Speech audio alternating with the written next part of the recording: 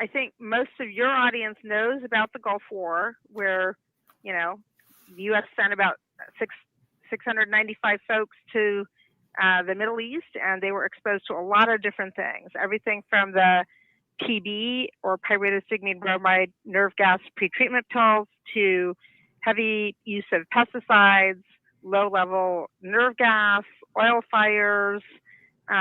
Some got ciprofloxacin for biological warfare protection, chemical agent resistant compound paint, depleted uranium, anthrax vaccine, botulinum toxoid vaccine, a lot of different vaccines.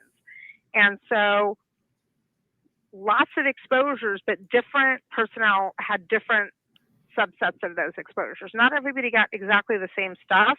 And yet this characteristic illness developed that we now call Gulf War illness. Our data showed that no matter what the exact chemicals people were exposed to, the severity of that Gulf War illness is tied to the severity of the cell energy impairment, the impairment of the mitochondria, the function of the energy powerhouses of cells.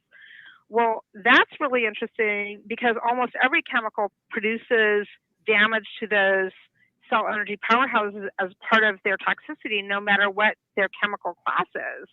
And so that means that in other settings, if there's a lot of different low-level chemicals, even if every chemical is at a safe level individually, that damage to those cell energy powerhouses will add up across the chemicals or synergize, meaning be more than additive.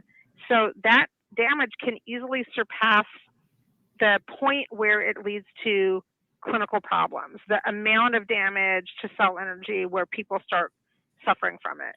So when we heard about the East Palestine derailment, we thought, well, here's another setting where supposedly the chemicals were all within individually safe levels, but a lot of people are reporting health problems.